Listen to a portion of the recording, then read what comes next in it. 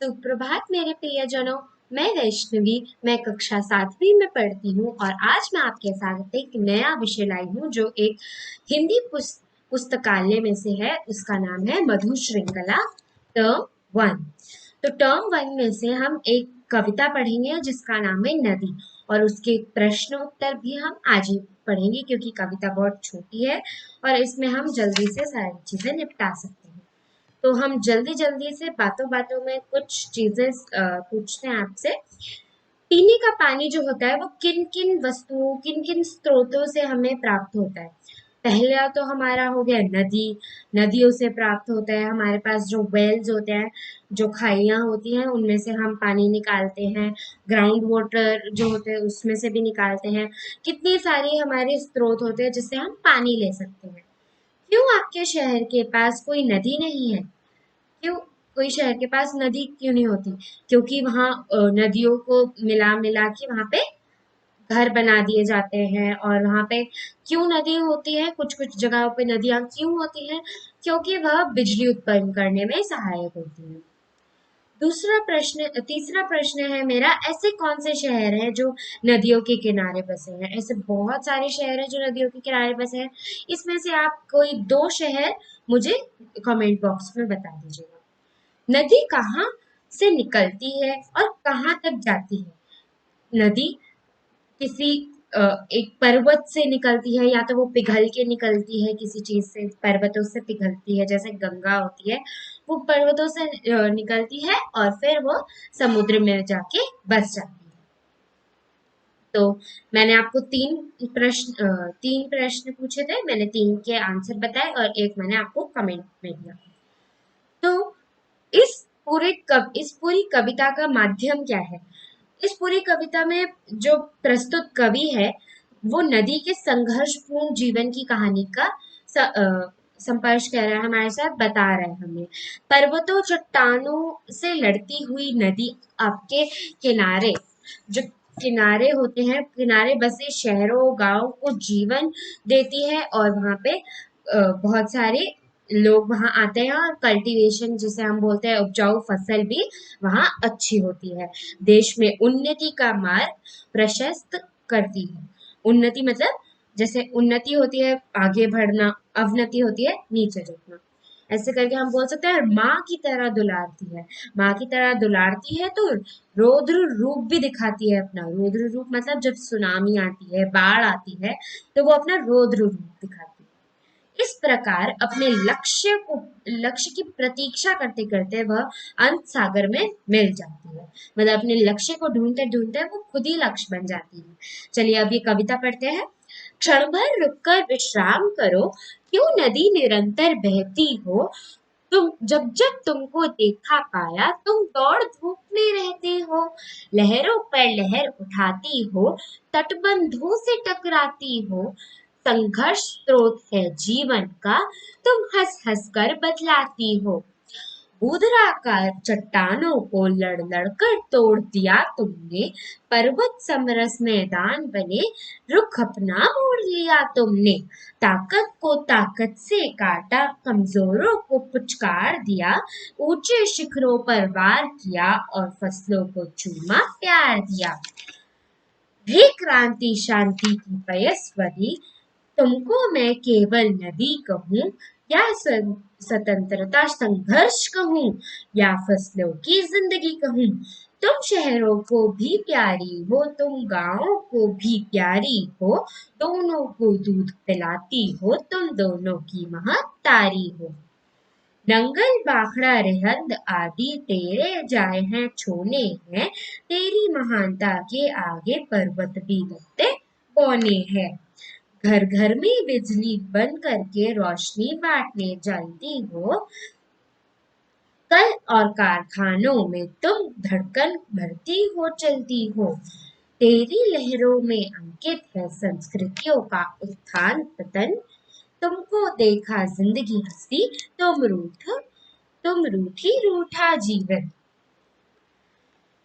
जिन देशों ने तुमको पाया वे ऊंचे उठे महान बने। सब मिला मगर तुम नहीं मिली, तो उजड़े रेगिस्तान बने। सैलाब रूप धारण कर तुम उफनाती हो जब लहर लहर, पुल सड़क रेल बह जाते हैं, थर थर करते हैं शहर शहर। फिर सागर की व्यापकता में मिल जाती हो, खो जाती हो, जो लक्ष्य खोजने निकलती हो, वह लक्ष्य स्वयं ही हो जाती हो। ये जो कविता है वो किसने लिखी है? श्याम नारायण पांडे जी ने लिखी है। इनका जन्म 1907 में हुआ था, 1907 में हुआ था। उत्तर प्रदेश में एक शहर है उत्तर प्रदेश, उसमें इनका जन्म हुआ था। और यह डुमराव गांव में हुए थे। और हल्दी गाठी भी इन्होंने बहुत सारी कविताएं लिखी है जो बहुत प्रसिद्ध है, यहाँ पे बहुत ज्यादा फेमस है, प्रसिद्ध है। तो हम एक बार कविता फिर से पढ़ेंगे, मतलब उसका एक एक जो पैराग्राफ है, एक एक जो क्षण है, उसे हम समझेंगे। क्षण भर रुककर विश्राम करो, क्यों नदी निरंतर बहती हो, जब जब मैंने देखा पाया तुम दौड़ धूप में रहती हो। इसका मतलब क्या है? क्षण भर रुककर विश्राम करो। जो कवि है वो नदी को कह रहा है कि तुम क्षण भर रुककर, थोड़ी देर रुककर विश्राम तो करो। तुम पूरे दिन दौड़ धूप में चलती रहती हो, निरंतर बहती रहती हो। तो कवि इस पंक्ति में कह रहा है कि तुम क्षण भर रुककर विश्राम कर लो। लहरों पर लहर उठाती हो, तटबंधों से टकराती हो, संघर्ष स्रोत है जीवन का, तुम हंस हंस कर बतलाती हो। इस पंक्ति में कवि ये बता रहे हैं कि लहरों पर लहर उठाती है नदी। जब वो बहुत तेज उसकी रफ्तार होती है तो वो लहर पर लहर उठाती है, और तटबंधों से टकरा के उसकी जो गति है वो और तेज हो जाती है। संघर्ष स्रोत है, मतलब मेहनत, मेहनत। और यहाँ पे जो हम स्रोत बोलते हैं, माध्यम, मेहनत माध्यम है जीवन का। अगर मेहनत करोगे तो वो माध्यम, जरिया बन जाएगा आपके सक्सेस का, आपके जीवन का। तो तुम हंस हंस कर उसे भी बतला देती हो कि मैं तुमसे जीत जाऊंगी, तुम हंस हंस कर उसे ये भी बतला देती हो। तो वो कितना भी संघर्ष करती है, कितनी चट्टानों से टकराती है, तो वो इतना संघर्ष करती है, तो वो जो संघर्ष है उसे हंस हंस कर बतला देती है कि मैं जीत जाऊंगी। बुद्रहाकार चट्टानों को लड़ लड़कर तोड़ दिया तुमने, पर्वत समरस मैदान बने, रुख अपना मोड़ लिया तुमने। इस पंक्ति का मतलब है जो भूद्राकार चट्टाने हैं, भूद्राकार मतलब पर्वत के आकार की जो चट्टाने हैं, उन्हें तुमने लड़ लड़ कर तोड़ दिया। मतलब जब वो बहुत तेज गति में होती है तो वह लड़ लड़ कर, अपना हम बोल सकते हैं, जब हम नॉर्मल में बोलते हैं तो उसने बहुत ज्यादा प्रेशर से, बहुत ज्यादा गति से अपना जो पर्वत होते हैं, पर्वत के आकार, भूद्राकार जिन्हें बोलते हैं, उन्हें उसने तोड़ दिया और पर्वत समरस मैदान बन गए और रुख अपना मोड़ लिया उसने। तो जब पर्वत समरस मैदान बन गए, समरस मतलब एक से एक मैदान बन गए, तो उसने अपना रुख मोड़ लिया और दूसरी जगह चली गई। ताकत को ताकत से काटा, कमजोरों को पुचकार दिया, ऊंचे शिखरों पर वार किया, फसलों को चूमा प्यार दिया। इस पंक्ति का मतलब है ताकत को ताकत से काटा। पर्वत और नदी बहुत ताकतवर होते हैं, तो ताकत को ताकत से ही काटा। और कमजोर जैसे पेड़ पौधे हैं, वो जो हमें ऑक्सीजन देते हैं, वो जो हमें वायु, बहुत स्वच्छ वायु देते हैं, तो उन्हें उसने पुचकार दिया, उसने उसे प्यार किया, चूमा प्यार दिया। और शिखरों पर वार किया, ऊंचे शिखरों पर, क्योंकि उसे अपना रास्ता बनाना था, तो उसने अपनी तेज गति से उन पर वार किया। क्रांति शांति की पयस्विनी, इसका मतलब है क्रांति शांति, मतलब कभी क्रांति भी करती है, कभी शांति भी करती है। क्रांति किसके साथ? पहाड़ों के साथ। शांति किसके साथ? फसलों और इंसानों के साथ। तो इसमें बोला गया है कि क्रांति शांति की पयस्विनी, पयस्विनी मतलब दूध देने वाली। क्रांति शांति भी देती है, वो क्रांति शांति हमें दूध की तरह देती है। तुमको मैं केवल नदी कहूं या स्वतंत्रता संघर्ष कहूं, मतलब वो अपनी नदी कहे, कभी उसे नदी ही कहे या फिर स्वतंत्रता संघर्ष कहे, क्योंकि वो अपनी स्वतंत्रता के लिए इतना संघर्ष करती है। मगर जो हमारा आगे पढ़ेंगे हम, उसके साथ क्या होता है। स्वतंत्रता संघर्ष करती है और फिर क्या होता है हम आगे पढ़ेंगे। या फसलों की जिंदगी कहूं, फसलों को जिंदगी भी देती है ना। इसलिए कवि ने कहा उसे सिर्फ नदी कहे या फिर इन दोनों चीजों में से क्या कहे। तुम शहरों को भी प्यारी हो, तुम गाँव को भी प्यारी हो, दोनों को दूध पिलाती हो, तुम दोनों की महतारी हो। महतारी का मतलब होता है माता हो। तो शहरों को क्यों प्यारी है? क्योंकि शहरों को वो इसलिए प्यारी है क्योंकि जब नदी के बगल से कोई भी शहर लगा होता है तो वहां पे जो फसल होती है बहुत उपजाऊ होती है, बहुत ज्यादा, मतलब उसमें बहुत ज्यादा उपजाऊ फसल आती है और बहुत अच्छी फसल आती है जो हमारे प्रकृति को बहुत ज्यादा नुकसान नहीं पहुंचाती, नुकसान बिल्कुल नहीं पहुंचाती, बहुत ज्यादा लाभ पहुंचाती है। इसलिए वो शहरों और गांव को भी बहुत प्यारी है।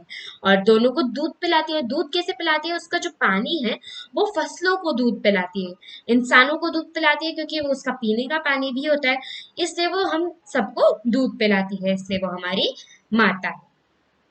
अब नेक्स्ट है नंगल बाखड़ा रिहंद आदि, तेरे जाय है छोने हैं, तेरी महानता के आगे पर्वत भी लगते बौने हैं। इसका मतलब है नंगल बाखड़ा रेहत बहुत सारे बांध का नाम है। और तेरे जाय है छोने हैं, तेरे जाय है छोने हैं मतलब बालक है या जन्म दिए हुए बालक है ना। जाय मतलब जन्म दिए हुए और छोने मतलब बालक है। तो फिर ये उनके बालक क्यों हैं? क्योंकि नदी ही तो वहां पे नंगल बाखड़ा रिहन जितने भी बांध होते हैं वहीं पे तो नदी ही तो रहती है, तो हम उन्हें समझ सकते हैं कि वो उनके बेटे हैं, बालक हैं। ठीक है। तेरी महानता के आगे पर्वत भी लगते बौने हैं, मतलब जितना वो हमें इंसानों को बहुत ज्यादा हाइड्रो इलेक्ट्रिसिटी जिसे हम बोलते हैं वो हमें देती है, वो हमें नदी से ही मिलती है, जो इलेक्ट्रिसिटी मिलती है, बिजली मिलती है, वो हमें वहीं से नदी से ही मिलती है। और इसके आगे पर्वत तो बौने लगते हैं। घर घर में बिजली बनकर बनकर के रोशनी बांटने जलती हो, मतलब घर घर में जब बिजली बनकर कैसे दौड़ती है, वो कैसे दौड़ती है क्योंकि जब वो बांध में होती है, जो नदी किनारे जो बांध होते हैं, नदी वहां जाती है, बांध बहुत तेज घूमते हैं, फिर जो बिजली बनती है वो हमारे घरों में आती है, हमारे काम आती है, इसलिए वो घर घर में जाकर बिजली बांटती है। कल और कारखानों में भी धड़कन भरती हो, अगर बिजली नहीं होगी तो कल और कारखाने भी नहीं होंगे। कारखाने कल मतलब परसों, कल वो वाला कल नहीं, मशीन जो होती है, मशीनें जो होती है हमारी, वो भी बिना बिजली के नहीं चल सकती। तो बिजली अगर होगी तो ही कल और कारखाने भी चल सकते हैं, तो ये उनकी धड़कन है और चलती भी है, ये चलती रहती है। तेरी लहरों में अंकित है संस्कृतियों का उत्थान पतन, तुमको देखा जिंदगी हंसी, तुम रूठे रूठा जीवन। इस इसका अर्थ है कि जब इनकी लहरों में अंकित है संस्कृतियों का उत्थान पतन है, मतलब ये बहुत पहले की संस्कृतियों से चलती हुई आ रही है और ये चलती जा रही है, चलती जा रही है, कभी रुकती नहीं है। समुद्र में जाती है तो अगर समुद्र ज्यादा भर जाता है तो वापस आ जाती है, ऐसे ही करके ये बढ़ता रहता है। और इसका संस्कृतियां भी देखी है नदियों ने, और नदियां सब चीजें जानती हैं, अगर ये रूठ गई, सूख गई, ये ज्यादा भर गई तो ये रूठ जाएगी और हम भी रूठ जाएंगे, पूरा जीवन रूठ जाएगा। जिन देशों ने तुमको पाया वे ऊंचे उठे महान बने, सबको मिला मगर तुम नहीं मिली, सब मिला मगर तुम नहीं मिली तो उजड़े रेगिस्तान में। इस पंक्तियों इन पंक्तियों का अर्थ है कि जो जिन देशों के पास नदियां होती है, नदियां मतलब जैसे भारत के पास बहुत सारी नदियां हैं, तो वह पानी के लिए तरसता नहीं है। जैसे हम बोल सकते हैं यूएई जो सऊदी अरेबिया है, वहां पे रेगिस्तान बना हुआ है क्योंकि वहां नदी नहीं है, वहां अगर तेल खत्म तो सब खत्म हो जाएगा। तो इसलिए जहाँ पे नदियां होती है वह शहर, वो देश बड़ा उन्नति प्राप्त करता है। सैलाब रूप धारण कर तुम उन्नति हो, मतलब जब लहर लहर उठाती है वो सैलाब बनकर आती है, सैलाब मतलब बाढ़ बनकर आती है, तो वो लहर लहर उठा के हमें डराती है। डराती कैसे है? पुल, सड़क और रेल आदि को तोड़ देती है अपनी बहुत सारी तेज गति से उसे तोड़ देती है और फिर वो आगे चलती है। और इसी डर के वजह से जो गांव और शहर है वो डर जाते हैं। फिर सागर की व्यापकता में मिल जाती हो, खो जाती हो। व्यापकता मतलब जो फैलाव विस्तार है, जो फिर सागर की व्यापकता है, सागर कितना फैला हुआ है और बहुत ज्यादा बड़ा है, वहां पे तुम खो जाती हो, मिल जाती हो सागर से। जो लक्ष्य खोजने निकलती हो, सागर की तो खोजने निकलती है वो, वह लक्ष्य ही स्वयं बन जाती हो। तो वह सागर को खोजने निकलती है, मगर वो रुक नहीं पाती वहां पे, वो सागर में ही मिल जाती है। तो हमने अब जो पूरी जो कविता है उसे समझ लिया है, पूरी कविता पढ़ ली है। अब हम कुछ मौखिक लिखित प्रश्न करेंगे। मौखिक लिखित प्रश्न हम अभी करेंगे, क्योंकि हमारे पास अभी 15 मिनट्स हो गए हैं, तो हम 15 मिनट्स और लेंगे, जिससे हमारे प्रश्न उत्तर भी खत्म हो जाए। मौखिक प्रश्न। नदी हंस हंसकर क्या बतलाती है? नदी हंस हंसकर यह बतलाती है कि संघर्ष ही जीवन का स्रोत है। कवि नदी को विश्राम करने के लिए क्यों कहती है? कवि नदी को विश्राम करने के लिए क्यों कह रहा है? क्योंकि कवि नदी को विश्राम करने के लिए इसलिए कह रहा है क्योंकि उसने नदी को निरंतर भागते दौड़ते बहुत अ, यानी बहते बहुत देर तक बहते हुए देखा है। नदी गांव और शहर दोनों को प्यारी क्यों है? नदी गांव और शहर दोनों को इसलिए प्यारी है क्योंकि वह दोनों की माँ की तरह है और उन्हें समान पालन पोषण करती है। नदी के छोने किन्हें कहा गया है? बांधों को। अब हमारे पास 3 बांध के नाम थे, नंगल, बाखड़ा, रिहंद बांध के नाम है। तो बांधों को नदी के छोने कहा गया है। यहाँ पे हम लिख भी सकते हैं, नंगल, बाखड़ा, रिहंद, इन सबको ब्रैकेट में करेंगे और फिर लिखेंगे बांधों को नदी का छोना कहा गया है। अब हम लिखित प्रश्न पे आते हैं। नदी में उठती लहरें किसका प्रतीक है? मतलब किस चीज का प्रतीक है नदी की उठते लहरें? नदी में उठती लहरें संघर्ष का प्रतीक है। दूसरा प्रश्न है, नदी को पर्वत से भी महान क्यों कहा गया है? नदी को पर्वत से भी महान इसलिए कहा गया है क्योंकि वह सबको जीवन देती है। नदी बिजली बनकर रोशनी कैसे बांटती है? नदी के किनारे बने बांधों में जमा हुआ पानी जल विद्युत पैदा करता है। जल विद्युत मतलब हाइड्रो इलेक्ट्रिसिटी पैदा करता है, पैदा होते ही, जिससे हमारे घरों में रोशनी आती है और इस प्रकार नदी बिजली बनकर रोशनी बांटती है। प्रश्न 4 ये है कि देशों में उन्नति और अवनति नदियों पर कैसे निर्भर है? जहां जल है वहां जीवन है, यह हम सबको पता है। नदियों पर ही अन्न उत्पादन, उद्योग धंधे, पर्यटन आदि निर्भर होते हैं। जिन देशों में नदियां हैं वह आर्थिक रूप से समृद्ध और आत्मनिर्भर होते हैं और प्रगति करते रहते हैं। जिन देशों में नदियां नहीं हैं वह दूसरे देशों पर निर्भर रहते हैं और वह प्रकृति की दौड़ में बिछड़ जाती हैं। अब हमने सारे लिखित प्रश्न भी कर लिए, अब हमें करना है आशय स्पष्ट करना है। तेरी लहरों में अंकित है संस्कृतियों का उत्थान पतन। तो हमें इस पंक्ति से क्या पता लगता है? हमें इस पंक्ति से यह पता लगता है कि अनेक संस्कृतियां नदी के तट पर विकसित हुई और उजड़ गई हैं। उनके उत्थान और पतन की कहानियां नदी की लहरें पर अभी तक छुपी हुई हैं। तो हमने एक आशय स्पष्ट कर लिया है। दूसरा है, जो लक्ष्य खोजने निकलती हो तो वह लक्ष्य ही बन जाती हो।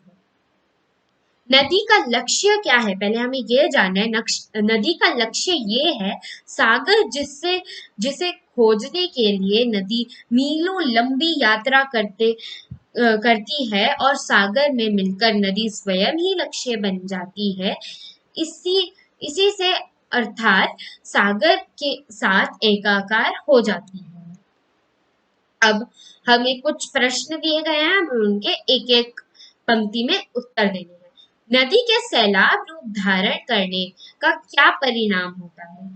नदी के सैलाब रूप धारण करने का ये ये परिणाम होता है कि वह सड़कें, पुल, रेल आदि को बहा देती है, यानी चारों ओर तबाही का दृश्य दिखाती है।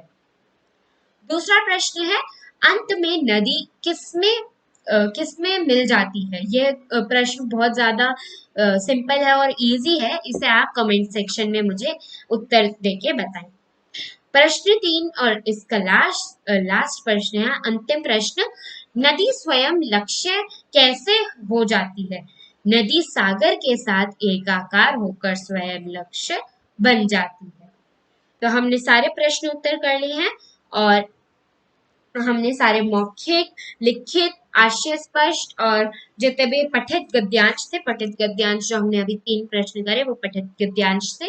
तो हमने सारे प्रश्न उत्तर कर लिए हैं। अब हम नेक्स्ट क्लास में मिलेंगे एसएसटी के क्वेश्चन आंसर्स के लिए, या फिर हम कोई और सी सब्जेक्ट क्लास की करेंगे जो हमें अच्छी लगेगी। तब तक आप सब घर पे रहिए, सुरक्षित रहिए और पढ़ना ना भूलिए। धन्यवाद।